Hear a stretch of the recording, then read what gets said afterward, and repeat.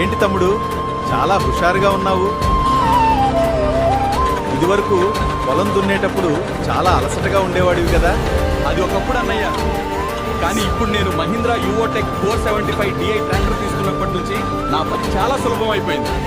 ఇది powerful 45 HP range 4 cylinder ELS ఇంజిన్తో వస్తుంది. Mileage కూడా బాగుంటుంది, పనితీరు అయితే సూపర్. 4WD పవర్ వల్ల బురద పొలాల్లో కూడా ఈజీగా పనిచేస్తుంది.